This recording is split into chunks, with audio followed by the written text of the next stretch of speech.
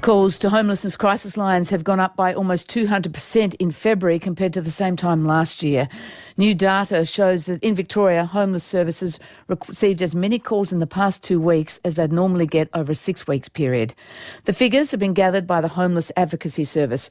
They also indicate that more than half of these people were homeless because of evictions and lack of affordable rent. Jenny Smith is Chair of Homelessness Australia and CEO of the Council to Homeless Persons. Jenny, welcome to breakfast. Yeah, good morning, Fran. The national eviction moratorium has ended. That ensured that people who are economically vulnerable, who are renting, had a non-eviction period across last year's pandemic. Now that that's ended, what are you hearing? What are the figures that you're gathering telling you about how people have been affected? Yeah, look, it really is a crunch time, I think. We know that 16% of renters tried to have their rent reduced, and so many of those were actually just deferred. So many people just accrued arrears during COVID, and now they just can't afford to repay them. And so what's happening to them? Well, you've got to remember, Fran, that we came off a terrible situation at the start of the pandemic. You know, we had nationally 116,000 people homeless every night. Our services were already turning away 260 people a day across the country, and we're talking 2/3 of those people are women and girls. So it's really grim. And it's not just the end of the rental moratorium, it's actually the end of the COVID supplements to our Centrelink payments. And we doubled JobSeeker during COVID. We know that we halved it with maybe not even quite a cup of coffee addition to the daily payment quite recently. So if you are finding that you can't meet your rent, that you'd hope to get your job back, and you're finding that that hasn't happened, and so you're now on that very low rate of job seeker, you're going out into a brutal rental market where we've got vacancy rates of less than 1% in many, many parts of the country. And if you haven't got a job, you just can't compete. So what's happening? So people, as you say, they got a rental holiday, it was, as we called it, a non-eviction period. Some of them accrued those debts with their landlords. I mean, a few were forgiven, but some of them accrued.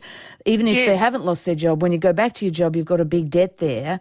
Are these people becoming homeless? Are they turning to yours and other services looking for help, and are they actually looking for accommodation? I suppose I were asking, many, many more people now homeless?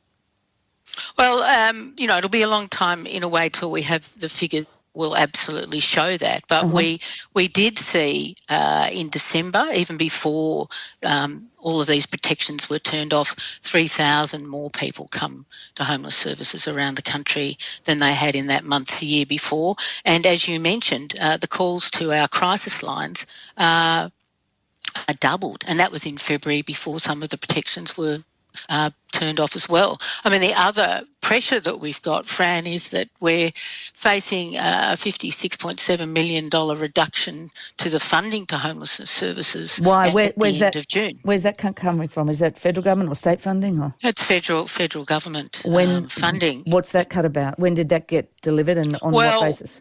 We're expecting to hear that funding would be continued by the federal government in the October budget, and it wasn't there. It was there for a number of other sectors like youth, disability, families, financial counselling, emergency relief, but not homelessness services. So not only are our services really, really struggling, but they are demoralised because we're going to lose more than 500 jobs around the country from the end of June, and we're expecting a 9% increase in homelessness by the end of June. That's a terrible collision course that you're on. Are you hopeful?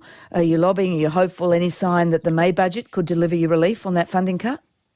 Well, we have to be hopeful, Fran, but we are demoralised about it. We in Senate estimates, Senator Ruston basically asked the committee not to get its knickers in a knot, and that there hadn't been a decision made Well, that's good. Well, it was good, but last week on commercial television, Senator Ruston said that it was the responsibility of the states and that the federal government wouldn't be coming to the party. It wasn't their responsibility. Okay. So, I mean, the federal government says it's not their responsibility and they can keep saying it, but that doesn't make it true. In Victoria, where the Andrews government moved up to 2,000 rough sleepers into hotel accommodation during the pandemic, they've now made the commitment for more than 1,800 permanent households for some of these people. New South Wales have got a commitment of 800 households with a rental subsidy. Is this a very positive development, and is it enough? Well, Victoria's leadership in this area is wonderful. And, the effort from New South Wales is encouraging as well. And that's what we need to see from states and territories right around the country. But what we do need to see is the federal government actually step up and make a similar commitment and ask the other states and territories to also make that effort. Because, we can maybe increase the number of crisis beds for vulnerable women and children around the country. But if they don't have a place to go when that time in the crisis bed finishes, then they're back into homelessness and frequently they go back to the violence in that context. Jenny, thank you very much for joining us.